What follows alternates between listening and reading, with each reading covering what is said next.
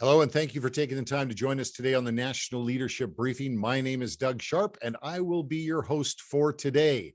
Now, today it's a pretty exciting day, of course, because it's Canada Day, and we are celebrating here July 1st here in Canada. We love our nation. We love our neighbor. We love being Canadians, and it's a great day to celebrate. There's a lot that we can be doing out there, but I appreciate very much you taking that little bit of time here today to meet us here on the first Friday of each month so that we can combine our voices and speak to the things that are important to us. And of course, I'm referring to the principles that undergird the four pillars, things like a parent's right to raise their children the way they want, our right of belief and freedom of religion that is so important to us, the importance of us passing laws and enacting policies as governments that provide for the safety and security of the citizens, and of course, the all-important legacy we leave to our children and future generations, that civil governments just begins the work of lifting that burden of debt that they've placed on the back of our children and future generations.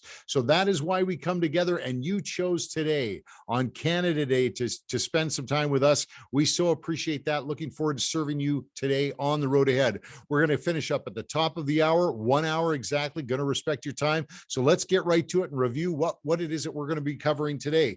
Well, of course, the first thing that we're going to be doing is we're going to be having a look at Canada Day itself. We're going to have a bit of a sneak peek back in history to see where Canada Day began so that we can see some of the things that occurred then and some of the changes that have occurred over a period of time till now that have impacted the lives of our neighbor and our nation. We're also going to see how it is that we are positioned in that mix to be positive change makers, because of course you and I both know we live in a temporal world and things are subject to change, and you and I can have an influence on whether there are changes for the good of our neighbor or for the bad of our neighbor, if I could say it, put it that way. But we're going to take a look at that today. We're also going to be taking a look at some work that we're continuing to do within the Conservative Party of Canada leadership election race. I want to update you on some tools that you can use to help work with candidates to identify their positions on various things. And we have an all-important, very special guest to share with you today on that during that segment as well. And I know you're going to enjoy meeting her. I'll give you just a bit of a kind of a hint there.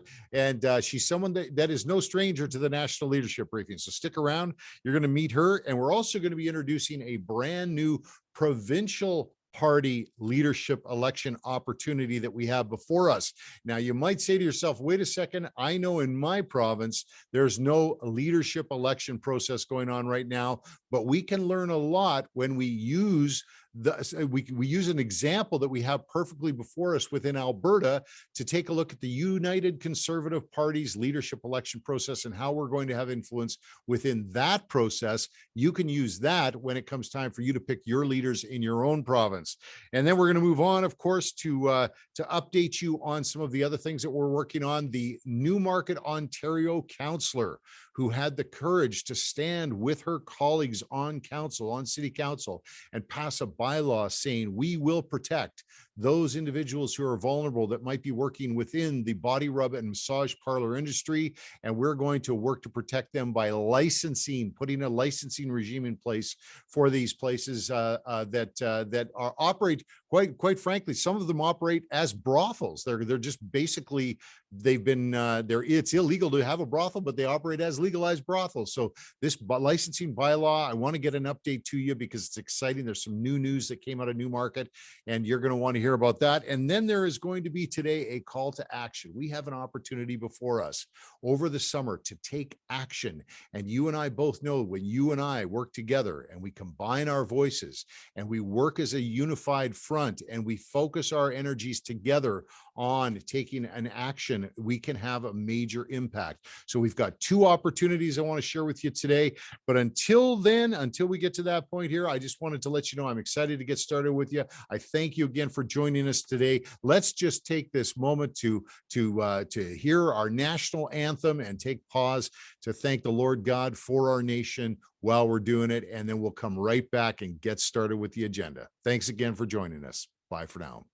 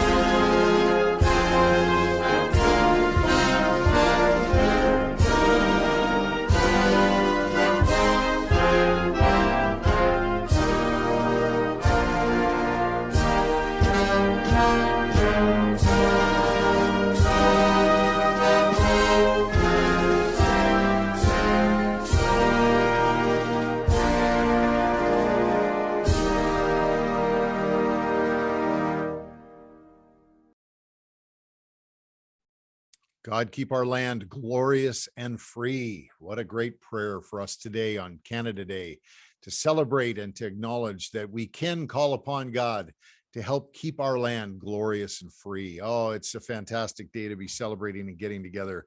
Well, let's get started here because we want to make sure we cover it all. And I'm looking forward again to sharing our special guest with you today. But I want to tell you first a story about Canada Day itself. That's where we're going to start. It's a story that I share every year since 2006 when I came across this in the Ottawa Citizen. It was an article that was written in the Citizen, and it was relating information I had not been aware of before. Now, I've been around politics and government for a little while before that, but I had really never thought about where the name Canada Day came from because I just wasn't aware of it. So this was very interesting to me, and let me share it with you. Now, I'm going to give you the whole article in the post briefing notes today, but I'm just going to share a piece of it so you get a sense as to where we were on the day that Canada Day was born and what was going on. So this was back a quarter century ago, and the article starts by identifying that there were only 13 members of parliament in the House of Commons. Now, it was about 4 o'clock on Friday afternoon, July the 9th, so the House of Commons was almost empty. The 13 parliamentarians that were there were the only ones that were there out of a 282 seat chamber. So you can imagine not many people on the deck at that moment in time. Now, the Conservative members of Parliament, it says, were slow to arrive into the chamber that day. And someone in the Liberal ranks remembered that there was this bill called Bill 201, C201, and it was a private member's bill from Hal Herbert, a Liberal member of Parliament, which proposed that they change the name of Dominion Day, which is what it had been known as up until then, since Confederation all the way through to 1960, it had been identified as Dominion Day. But the act was to change the name to Canada Day. Now, this wasn't the first time that the bill or the name of a bill like this had to change the name had been put forward. There had been some 30 attempts since 1946 to change the name, but there was always enough opposition in the House of Commons to defend against the name change. However, on this afternoon, with only 13 members of Parliament present in the House, the Liberal members of Parliament present jumped on the opportunity, and the deputy speaker, Lloyd Francis, called up this legislation and passed it all the way through the House of Commons and put it into the Senate in 5 minutes. It took 5 minutes for this bill to pass all the levels. Now, for you, those of you who are on the National Leadership Briefing, we teach and train, of course, that a bill is introduced at first reading. There's debate, there's conversation, discussion, then it goes to second reading and committee stage, it's voted on again, and then it goes to third reading for a final vote. And that can take sometimes years, quite frankly, or several months. But in this moment, it took 5 minutes on a Friday afternoon. As a matter of fact, they finished with the bill so quickly that someone proposed that they close the House of Commons early on that day by 55 minutes so that they could all go celebrate the new name of Canada as being Canada Day. Now, it also went through the Senate almost as quickly as well, and Canada Day was born back in 1960. Now, what was so intriguing about that was that if you ask somebody who was present on that day in the House of Commons or senators that were present, many of them were concerned that we were leaving our spiritual heritage behind when we changed the name from Dominion Day to Canada Day, because where the name of Dominion Day came from was a celebration of the Dominion of Canada. And they felt that there was just so much more to this decision that needed to be considered than the time and attention that it was given on that day. So this is a very interesting moment in time in Canada where something so intricate or so much value that ties us so completely to our past and the roots of our nation could be handled with such frivolity. I mean, it was almost like it was this non-issue that was moved so quickly through the House of Commons. And that is sometimes what happens to us in Canada if we're not paying attention to what's going on within our legislatures in it provincially or our House of Commons or Senate at the federal level. So this is the kinds of things that the reason why I found it was so intriguing that something so important, which by the way, I love Canada Day and I celebrate Canada Day, but I always have a part of me that goes, Happy Dominion Day. Happy Dominion Day for the origins, the roots of our nation and where we come from. And we always want to remember that. And I teach that to the people that I care about. I make sure they all know that Dominion Day has its origins as well, not just Canada Day back then. Now, I'm going to come back in a minute because I want to show you something else that was going on at that time in our nation. It was a conversation about human rights. And there was our Prime Minister Diefenbaker had a vision for enshrining the rights of Canadians in a piece of legislation, which ultimately became our Charter of Rights and Freedoms that was then enshrined in our Constitution. But let's save that for a moment. I'll come right back after this quick video and we shall discuss that. But let's remind ourselves just for this moment about what our four principles are, what the four pillars are, and then we'll come back and take a look at this moment in time again and how change can make such a difference in our nation. Stand by. Be back soon.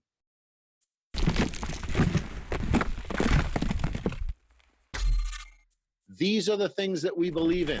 First, that parents have the right to raise their children the way they want. Second, that those we elect to serve us in civil government must respect and defend our right of belief and freedom of religion. Number three, that the laws and policies of civil government must provide for the safety and security of the citizens, especially the vulnerable among us. And number four, that it is inappropriate to heap debt upon the backs of our children and future generations. They came from you. They're your pillars. They're the things that you believe. And of course, it's always a good idea for us to remind ourselves about the things that we rally around together here on the National Leadership Briefing. It's always a good idea to remind ourselves that there are others out there that share those same views and values and that want to see these advanced into society, culture, politics, and government. Things like parental authority, like I say, so important to so many of us out there, our right of belief and freedom of religion. So blessed to be a part of that conversation as well, encouraging us all to come together. We'll keep moving on here. Now let's take a look. I want to share something now. That change of Canada Day, the name of Canada Day from Dominion Day, that happened in 1982. But let's just roll the clock back just a bit here, because it wasn't that far before that where the Dominion Day and the Dominion of Canada was very, very dearly held as an important part of our nation. And I want to draw your attention to it's an address that Prime Minister Diefenbaker gave to Parliament on the evening of June the 30th, 1960. Now, Prime Minister Diefenbaker was known to be a spiritual man. It was all of his memoirs that you'll read today. It was very obvious that this is a man who was a man of prayer. He called the nation to prayer often, and he was very encouraged by his faith. But there was this one address that really puts into place where his head and his heart was on the evening of June the 30th, 1960. Let me read a bit of it here for you now. He said, "My fellow Canadians, tomorrow is Dominion Day." It's June the 30th, 1960. And the 93rd anniversary of the far-sighted decision of our forefathers, taking their inspiration from the 72nd Psalm of the Bible to create here a dominion from sea to sea. On this anniversary, Canadians will renew their faith in our beloved Canada. The House of Commons will be in session part of the day, and the significance of the occasion will be noted by your representatives there. All across the country, Canadians, both young and old, will honor the Queen, and our country by repeating once again the stirring words, "O Canada, we stand on guard for thee." All my life I have striven to see Canadians from coast to coast united as one Canada without any way departing from the historic and constitutional rights of the two basic races, of two great basic races. More and more, that dream is coming true. In the spirit of the words, "O Canada, it will be my privilege to rise in my place in the House of Commons tomorrow and introduce a Bill of Rights for Canadians. I am sure you will agree that with me that the day and the spirit of the day will be highly appropriate for that." So you have a man who 20 years earlier, 22 years earlier, before Canada Day's name was changed from Dominion Day to Canada Day, so clearly felt the Dominion of Canada was important, but it's still changed. It's still changed. And in his remarks, you'll note that he referenced the bill that he was about to introduce in the House of Commons. And of course, that is what we have come to know as the Canadian Bill of Rights. Now, I'm going to try and hold that up so it doesn't reflect, but the Canadian Bill of Rights. Now, in my office, I actually have this posted on the wall. I keep this on the wall. On one side of my desk, I have the Bill of Rights, and on the other side, I have the Canadian Charter of Rights and Freedoms. And in between these two documents, I sit because I know that between 1960, when the Charter or when the Bill of Rights came out, and 1982, when this document, the Canadian Charter of Rights and Freedoms came out, that there was change, great change. So I want to draw your attention to the importance of us being in between those moments in time, positioning ourselves whenever there is something that is set in place. It can be changed for the worse or the better to things that occur in the future. Now, that's why we have this opportunity we must seize today. We may think in Canada that we have some great challenges, but just as much as they can change for the worse, they can change for the better. And you and I possess the authorities to carry and make those changes possible, especially when you and I work together. But let's crawl inside the head of Prime Minister Diefenbaker a little bit on this to see where his head and his heart was back in 1960 when he introduced the Canadian Bill of Rights. I want to read a piece of the preamble for you here to see what he felt were priorities at that time. The Bill of Rights starts by saying that the Parliament of Canada, affirming that the nation of Canada is founded upon principles that acknowledge the supremacy of God and the dignity and worth of the human person and the position of the family in a society of free men and free institutions.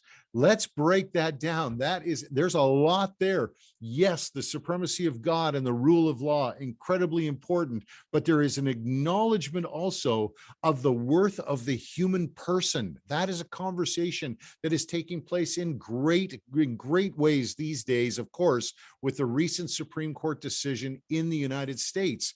But back in 1960, in the head and the heart of our prime minister, the worth of the human person was critically important to enshrine in the Bill of Rights and make note of.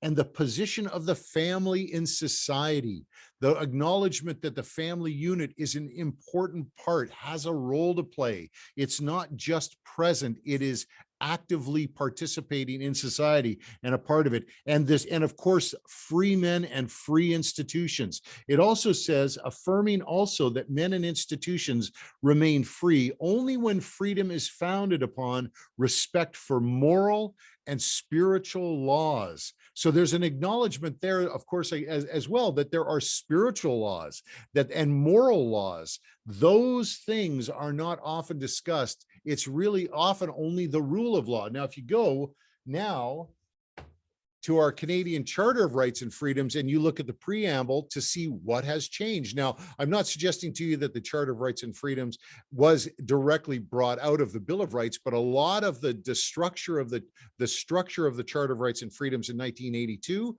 was actually drawn from the original Bill of Rights. But the preamble in the Canadian Charter of Rights and Freedoms that was put in place by Prime Minister Pierre Elliott Trudeau and his government says simply that whereas Canada is founded upon principles that recognize the supremacy of God and the rule of law. Now, we celebrate that. We celebrate that as Canadians today. When we look at our charter, we go, wait a second, right in the preamble, it says that we recognize the supremacy of God and the rule of law. However, back in 1960, let's think about what was left out of the preamble. The the moral and spiritual laws, the acknowledgement of free men and institutions, the position of the family. We can take a look at that right now and we can say, yes, there is the supremacy of God and the rule of law, and we can celebrate that. But had we in 1982 perhaps reduced that simply to an assertion as opposed to something that actually carried some meat, things that actually identified the worth and dignity of a human person. This is the change that occurred between 1960s Diefenbaker government and the Pierre Elliott Trudeau government of 1982. There's also another change that's really exciting when you take a look at both of these documents. When you climb inside the head of the prime minister in 1982, at the end of every every time there's a piece of legislation that's passed, you can see on the end, it's a citation. There's a place where you can put a citation right up above the signature of the prime minister at that time as he signs off on the legislation. And the citation, if I'll read, we'll compare them both. We'll take a look at Pierre Elliott Trudeau. Where was his head at when he wrote his citation in 1982? Well, it says here that in his own words, it says, we must now establish the basic principles, the basic values and beliefs which hold us together as Canadians, so that beyond our regional loyalties, there is a way of life and a system of values which makes us proud of the country that has given us so much freedom and such immeasurable joy. Very encouraging words, but I noted that there weren't any specific references to specific values. Well, let's take a look at Prime Minister Diefenbaker's citation on the top of where he writes his signature on the Canadian Bill of Rights of 1960. And Prime Minister Diefenbaker at that time decided to place this there. He said, I am a Canadian, a free Canadian, free to speak without fear, free to worship God in my own way, free to stand for what I think right, free to oppose what I believe wrong, free to choose who shall govern my country. This heritage of freedom I pledge to uphold for myself and all mankind. Prime Minister John G. Diefenbaker, Prime Minister of Canada. So you can see there is definitely a difference that has taken place, a change that has occurred between 1960 and the Diefenbaker government, and then 1982, when Pierre Elliott Trudeau enshrined the Charter of Rights and Freedoms into our Constitution and became a permanent part of our governing documents. There are some things missing. There are some changes that have been made that have been muted our history. There are some changes that were made when Canada Day became Canada Day from Dominion Day. And we've got to be careful, because all along the way, changes can continue to be made, and it can take us further and further away from our heritage and the things that we believe in. So I'm going to include all of this in the post-briefing notes today, because maybe in the future, on future Canada Days, you'll bring out the Death of Dominion Day article, and you'll remind yourself that it wasn't always just called Canada Day. Maybe you'll remind others, you'll share that story with others. I'm going to share a copy of the Canadian Charter of Rights and Freedoms, along with a copy of Prime Minister Diefenbaker's Bill of Rights, because maybe you will hold these two documents as well up side by side and share with others some of the differences and the changes that have been made within that period of time, so that they can see it is possible for things to stray and go a little further away from where you're originally at.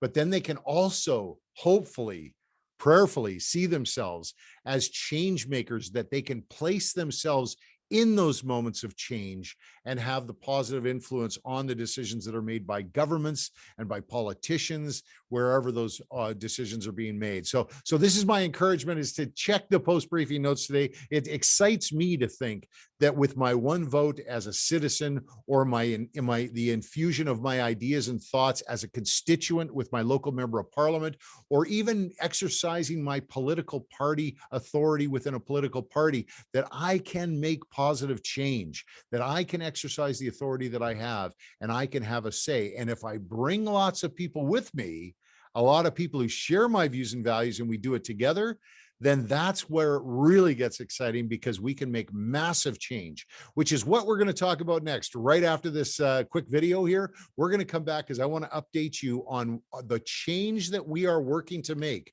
within the Conservative Party of Canada right now, at the leadership level and beyond. And we'll come right back and talk about that in just a second. So stand by. Talk to you soon. Bye for now.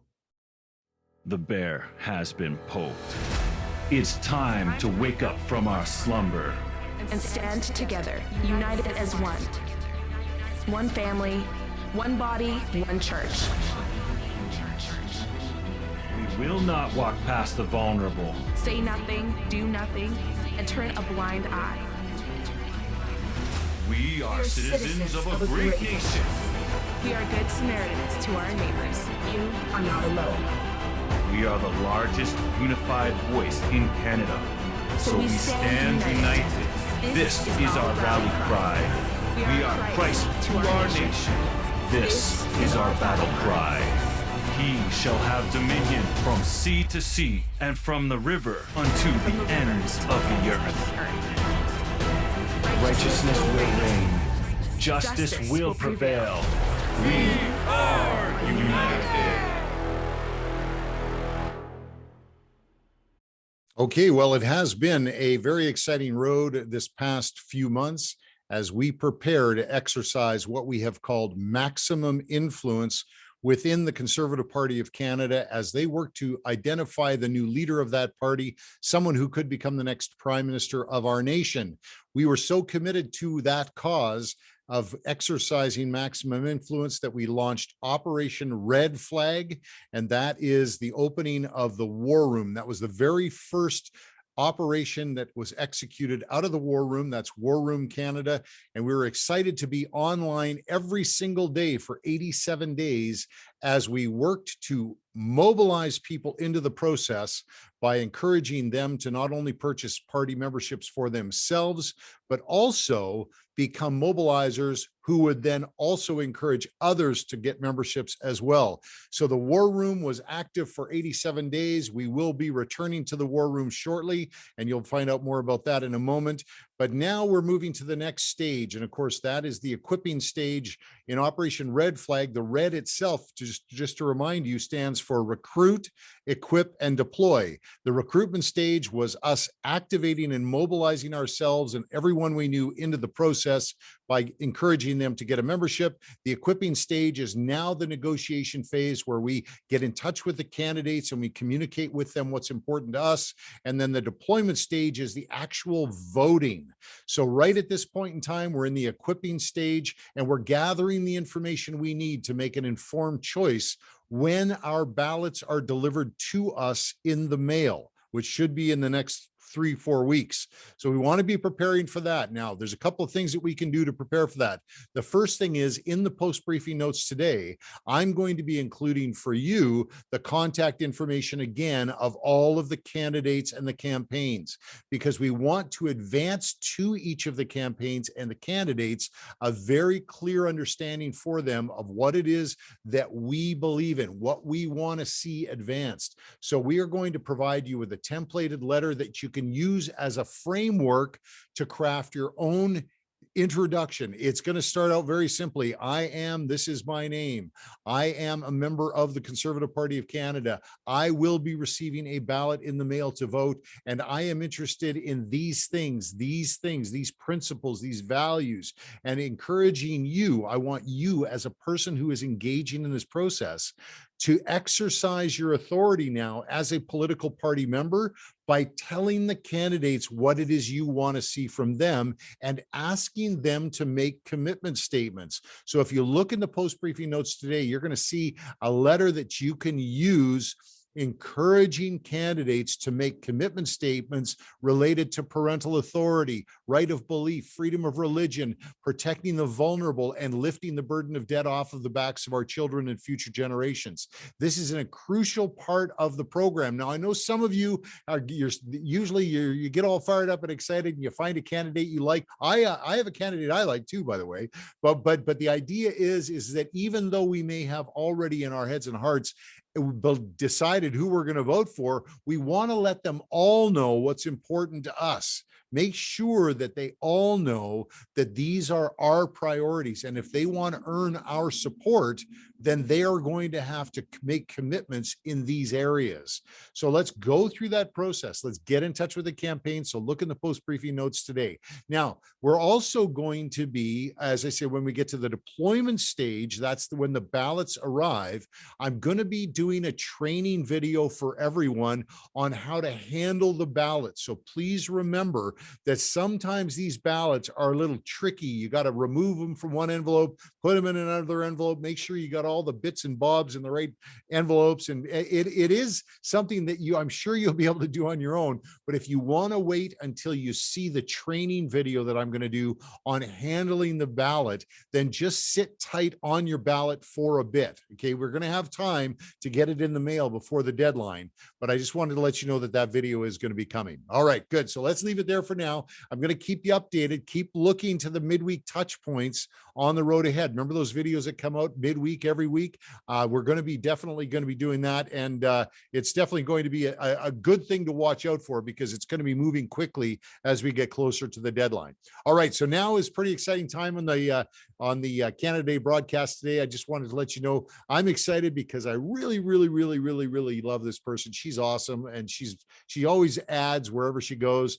But I'd like to introduce you, as if I need to someone who's very dear to the National Leadership Briefing, and you know well, and her name is Faytene. Faytene, thanks so much for joining us today. It is exciting to have you here with us on this very special day. Oh, well, I just love you, Doug. I love what you do, and I love everybody who hangs out with you. So this is such a privilege. It's going to be so much fun.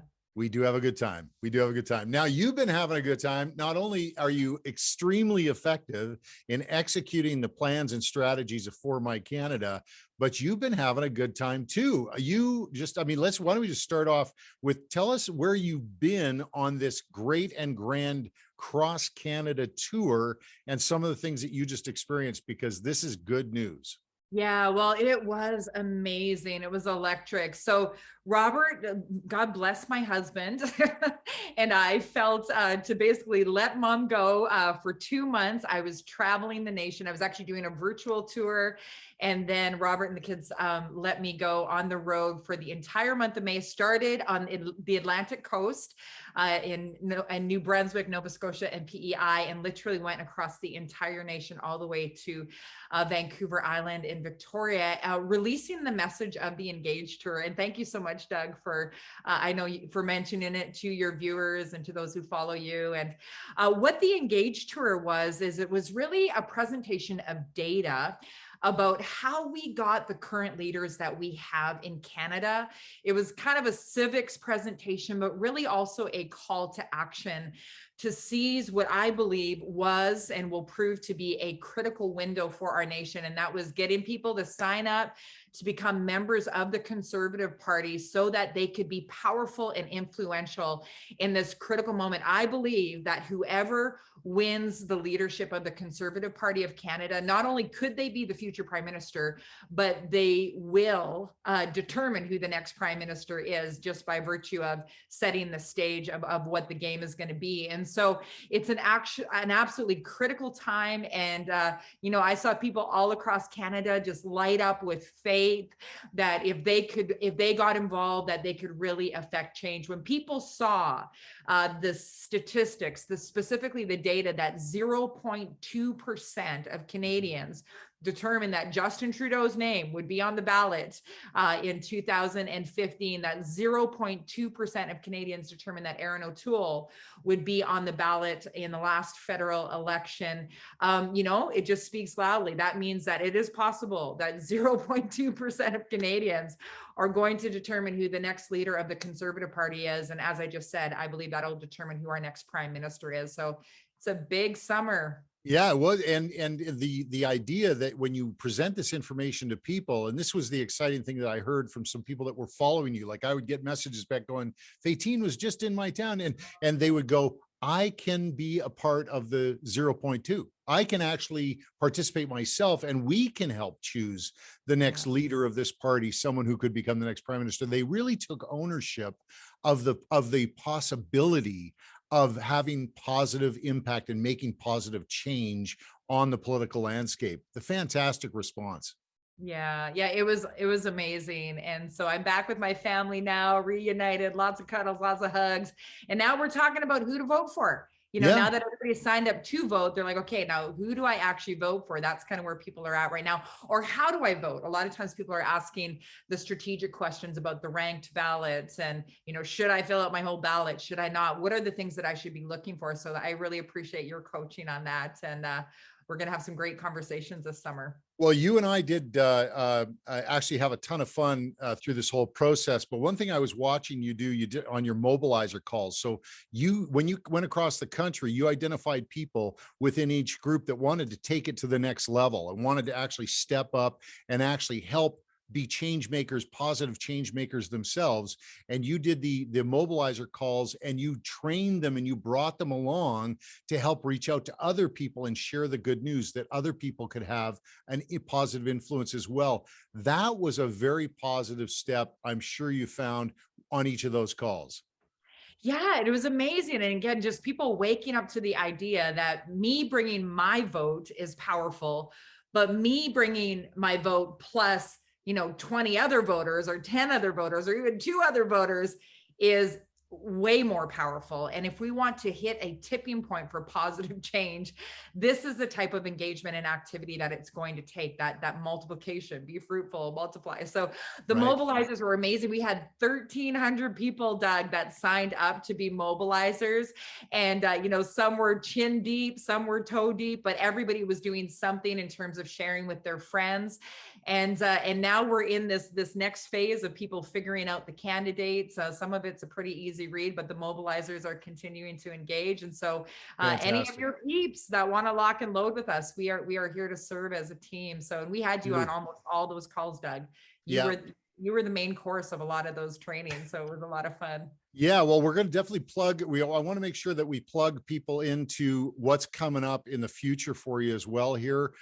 You've got a voter's guide that's coming out. You're obviously going to be coaching and mentoring people on how to make that decision, and you're going to be providing them with resources. Can you tell us a little bit about what's in your head and your heart about the best way forward for those people who have decided to take on this membership and purchase this additional authority so that they can make an informed choice? What do you want to share with them today? Yeah, well, thank you. This could be one of the most important votes that most of us have ever casted in our life, right? Because of the return on investment for this particular civic engagement action. And so it's a really, really big one. We all know that the stakes are really high. And so we are being very measured. We're letting the crock pot cook a little bit here. We're watching the candidates, watching what they're saying. And, the ballots are most likely going to start arriving in people's mailboxes at the end of July, early August. And so we're going to make sure that we have the voter's guide done. It will be posted up on our website, formycanada.ca. People can also sign up to receive it in their inbox. And we're going to be looking at a lot of different things. Obviously, there's the 4 pillars, Doug, that you talk about. And to be honest, on some of the core, or one of the core 4 pillars, the life issue, that's a pretty easy read. Yeah. There's only one candidate in the whole gamut that is willing to even have a conversation on the pro-life issue, which, that opens up a whole other conversation about conscience and seared consciences, which I've been talking about as well. But so we're going to be putting together this voter's guide based on values, based on where the candidates stand on critical values, the 4 pillars. And also I'm going to be adding into our voters guide, some of the other things that we're regularly asked about. People are always asking about the vaccine mandates, where do they, another big one is the World Economic Forum. People want to know where the candidates stand on domestic sovereignty issues, right? And so we're going to be basically breaking down all the candidates based on that, but we're also going to be looking at something else, Doug. We're going to be looking at the trustability factor. We're going to be looking at, okay, is this a person who has a track record of saying one thing on the campaign, but having a voting record that seems to contradict that. Right. And so there is some really good data that we can crunch and look at on that. So we'll be putting that into our voters guide. The other thing we're going to be talking about in our voters guide, or analyzing in our voters guide, is campaign teams. Because you and I know this full well, Doug, is that you know who a candidate truly is by who they go for dinner or go to dinner with after the meeting, right? And so we're going to be looking at, okay, who did Pierre hire as his campaign manager? Who did Leslyn hire? Who did Sheree hire? You know, who are the ones that are close to them, that are whispering in their ears? Because, you know, we noticed this even with the previous leadership, that those around Erin O'Toole had a massive influence. Yes. And in a way that some of us were disappointed in. And so we need to really look at this. We need to be wiser this time around. And so these are some of the things that we're going to be crunching out. Obviously, people are asking the winnability question. You know, do I analyze my vote based, or do I cast my vote based on a person who stands for my values, or a person who I think is maybe more winnable? And I really want to challenge, I want to actually probe into that whole conversation. We should probably do a whole other video about that and talk about, and really talk about winnability, because I think the winnability factor is shifting from the person that can sway Quebec. Usually that's what people are talking about when they say winnability, or the person that can sway the left, to the person that really resonates with the concerns of Canadians, but also the ethnic and urban vote. Because the really the pinnacle of power has now shifted into the cities, and the cities have become increasingly diverse in ethnicity. And so I think we need to even begin to shift our conversation around this whole analytic on who is the most winnable. And so these are some of the things we're going to be talking about in the voters guide, and chop it up on some video conversations as well throughout the summer with people like you, Doug. I just can't wait. I can't wait to share that. I share the voters guide. When I listen to you explaining what your strategy is, I just tell you, if for those of you who don't have a history of political awareness or engagement in government, this is refreshing talk. This is, if you haven't heard a lot about the way people make decisions in government, if our government leaders made decisions the way Faytene just laid out what's important, I tell you, we would have a great government. So Faytene, I want to share the voters guide. I also want to share something that you did, which I think might have even surprised you a little bit. And that's your Seared, what's been kind of known as your Seared conscience video. And that was a video that you did that just was so poignant and so important. Tell me a little bit about that and where you were at, because I want to include it in the post notes today. Yeah, well, thank you, Doug. And I've gotten so much feedback about, it was actually a Facebook Live, and I must admit, Doug, when I hit go live, I was a little bit scared, because I knew what was on my heart. I knew the gravity of what I was about to share, what I was feeling in that moment. And I wasn't quite sure what was going to come out of my mouth. I don't know if you ever feel that way, Doug, when you, you know, when you care passionately about something. But I had been on the Engage tour. And so because of that, I didn't actually watch the English debate. I believe it was the one in Edmonton. The reason was I was just in game face. I'm like, if I can't sign up members watching a debate, so I'm going to be out doing a presentation, talking to people about getting their memberships, and I'll watch the debate after. But that was the debate where they asked the various leaders where they stood on the issue of abortion. Now, this is one of the 4 pillars. Obviously, this is a huge conversation right now because of what just happened with Roe versus Wade. But I was literally shocked. I remember I was sitting in Quebec. I was in Montreal in an Airbnb that I was staying in that night. And I watched the little video from Right Now that Scott and Alyssa had put out. And it showed the clips of the responses of all the candidates to the question, where do you stand on the abortion issue? And the only one that didn't actually have a clip was Roman Baber. I'm not sure what happened there. But I watched the 4 men and then Leslyn Lewis. So the 4 men were Pierre Poilievre, Scott Aitkenson, Jean Charest, and Patrick Brown, all defend without question the current law, or I guess we would have to say lack of law on abortion. Now, I don't know why it hit me so hard this time, Doug, but something just struck my heart, and it was this. You know, I gave birth to my children in the last trimester. They both came early, between the ages of 36 weeks and 40 weeks.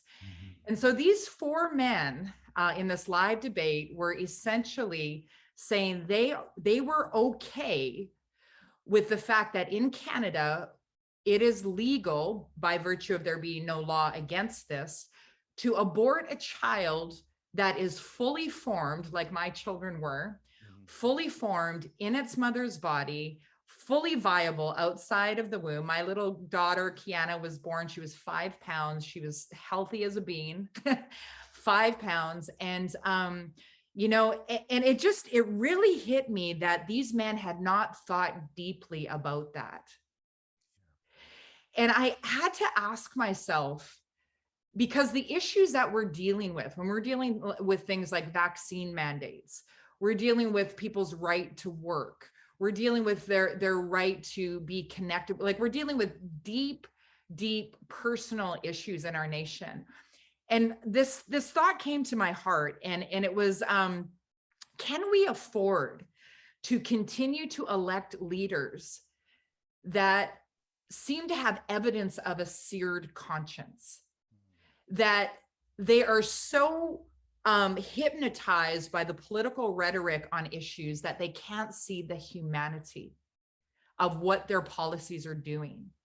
If you're going to say that it is okay with you, if you're going to say it is okay with you to terminate a fully formed child in the womb, and that's totally okay with you, even though that child can survive outside of its mother's body, and there's a wait list of 8 to 9 years of people that want to adopt fully formed child, and you're going to say as a leader you're okay with that, I'm not sure I trust you on any other issue where there's intense political pressure that could negatively, in fact, impact people's lives.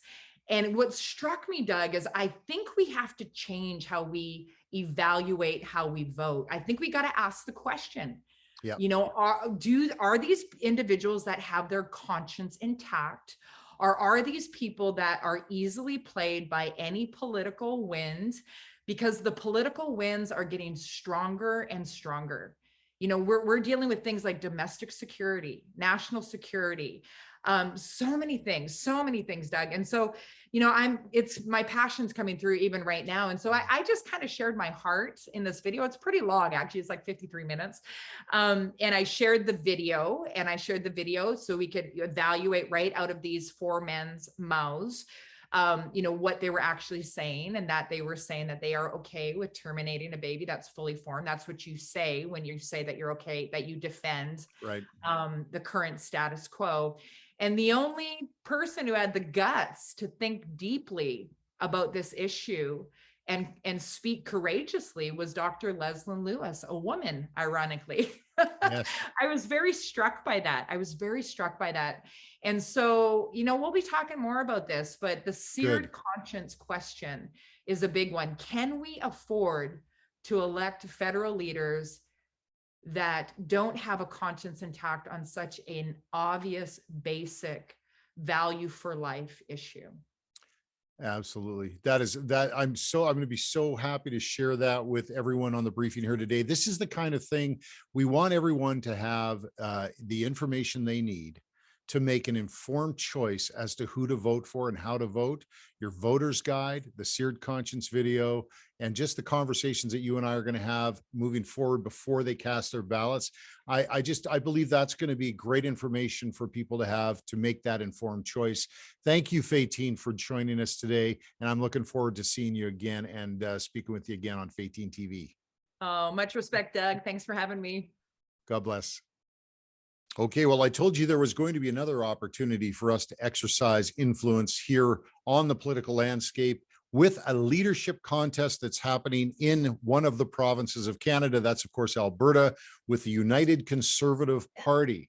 So you've seen what it is that we've done within the Conservative Party of Canada. You've seen Operation Red Flag exercising maximum influence, getting in there, identifying opportunities where not only we can exercise authorities as constituents and citizens, but when we can see these places and times where we can purchase additional authority, when we can become members of a political party, and for $15, we can purchase a membership and actually purchase authority to help decide who it is that will lead a political party. We're going to take a serious look at exercising maximum influence there as well. And that is what we're going to be doing with the United Conservative Party leadership election race. Now, what do you do? Where do you start when you see an opportunity when to exercise influence within a political party and within a political process? Well, the first thing we do is we grab the rule book. And the rule book of the contest is important because we want to operate within the rules that are set. We want to make sure, of course, while we're hopeful that the playing field is always level, that we have an opportunity to compete within that process.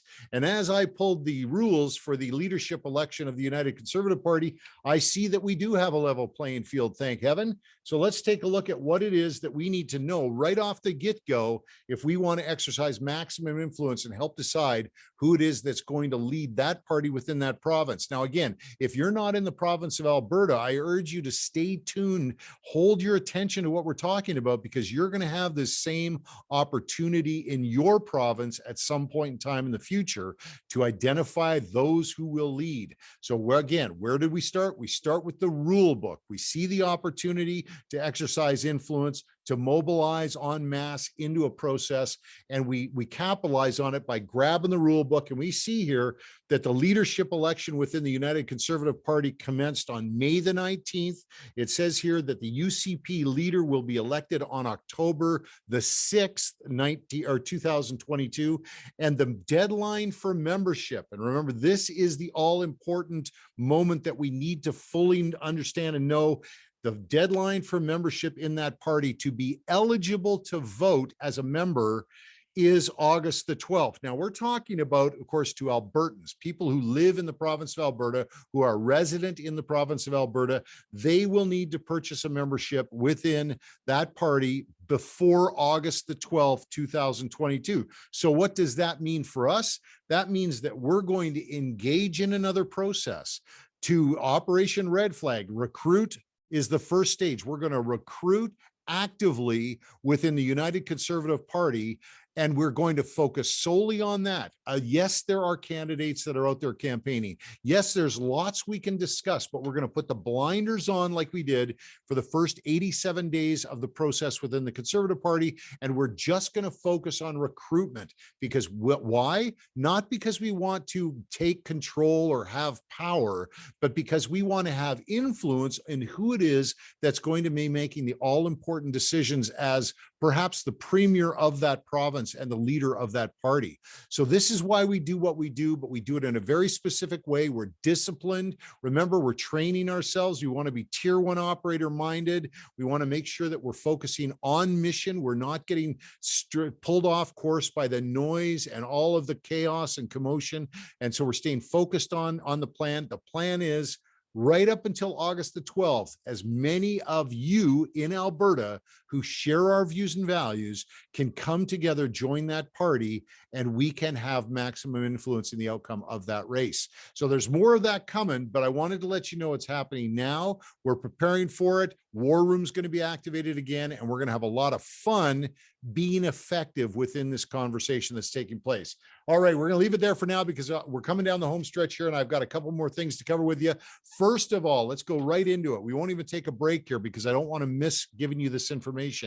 First of all, you knew that we were working with a councillor within a municipality in Newmarket, Ontario, a councillor who had the courage to work with her colleagues on council and in her bylaw division within the municipality to establish licensing requirements for massage parlors and body rub parlors within that community. The concern was that there were victims of human trafficking that were working within these parlors that maybe were not working there by their own by their own choice, and that if they were given the opportunity to be granted an opportunity to go somewhere else, to retrain for another job, or to have a license that would put a name and a face on them so they can be identified as a person within this situation, if they wanted to make a change, they could. And I just wanted to give you some great news that those bylaws are in place. They have been operating, and the bylaw officers within that community of Newmarket have now began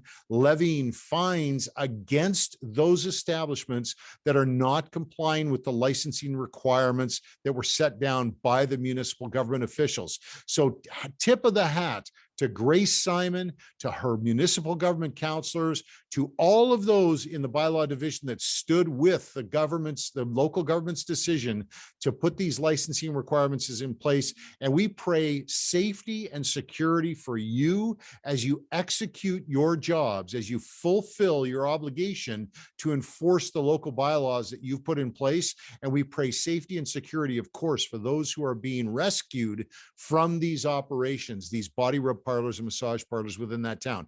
Now, remember, here on the National Leadership Briefing, Grace came on here and she said, if you want to duplicate what has gone on in Newmarket in your own community, you can do that, and she'll work with you. And I'm going to put her invitation again in the post-briefing notes today. Look in the post-briefing notes. She has a letter from her contact information saying, please contact me if you want to work with your municipal government leaders and liberate those within the body rub parlor, massage parlor industry, and help them to have a face and a name and become properly licensed and be given options and other choices. All of this comes as she offers that without any charge at all to you. So please get in touch with her through the information we're going to provide in the post notes today. All right, two last things. Call to action. We're going to roll again right into it because I want to get you back out there in your July 1st celebrations today.